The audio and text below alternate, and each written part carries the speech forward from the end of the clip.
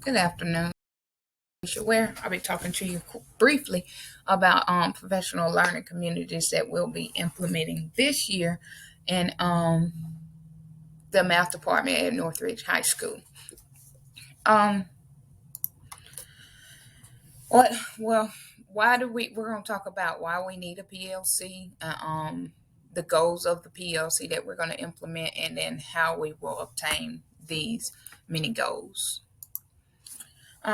Looking at the data from last year, our test scores for the pre-ACT and the ACT were not as great as we needed to be. We are 47% of our students were at need in algebra one, in the pre-ACT for math. We only had 19% of them on the cusp, and then about 33% of them on target. So, still not terrible, but we need to deal with those 19% and that 47% to get them proficient before they take the ACT. And then if we look at the ACT data from the 11th graders, we have 36% in level one and 28% of them on level two.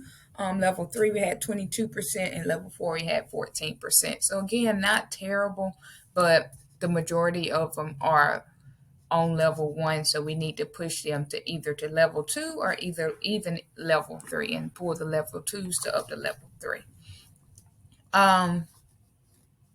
So, now that we know that we're in need in math, so what are the goals of this specific PLC? We are going to try to develop some teacher leaders.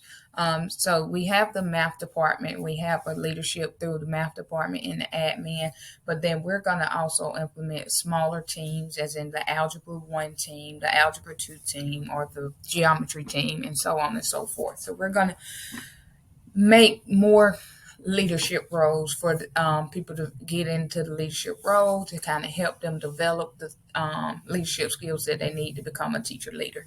Goal two is develop and maintain a data notebook. We've already kind of started that. We have all the information that we presented in the previous string. We even have it down to what students were on level one and level two, so we can talk about what they would need and how we can help these students individually. Our district has already made pre and post assessments for each unit for each class. However, they are kind of outdated. We don't use them that much. So we're going to go back and kind of revamp them and talk about what we need specifically, and then look at the data from the pre-ACT and kind of tone in on the skills that our students specifically are lacking. We're going to create formative assessments. So on top of the pre and post assessment, we're going to kind of go in within each unit and talk about specific formative assessments that we will use throughout each unit. And then with those formative assessments, we're going to use that data to drive some student remediation before we get to those post assessments. What is the initial step? So initially, we just how we're going to do this. We're going to initially kind of talk with the teachers and the admin and talk about the data and determine what we need to do. So this initial step will be done at the beginning of the process and at the end. So we're going to initially talk about what we think are good things, good strategies, what we can use, and then at the end we'll come back together as a group and determine if we're going to adapt this PLC or go do something else. Okay. Again, we're going to make the math teams collaborate. So the Algebra 1 team will collaborate weekly. The geometry team will collaborate weekly. We're kind of, the AP teachers are going to have to kind of do something so we can find something out, because they don't have anybody to kind of collaborate within the high school, but we're going to try to figure something out for that as we move forward.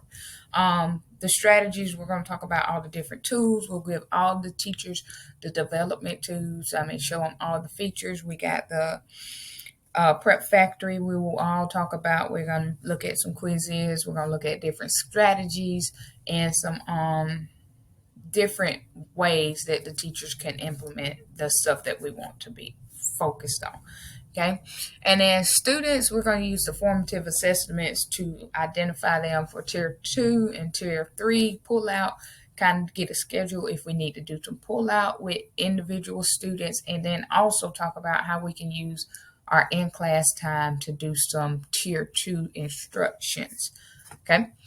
So that is just a very quick overview of what we are looking forward to do for the next year. I'm excited about it, and I hope everybody have a wonderful year. We'll be talking soon.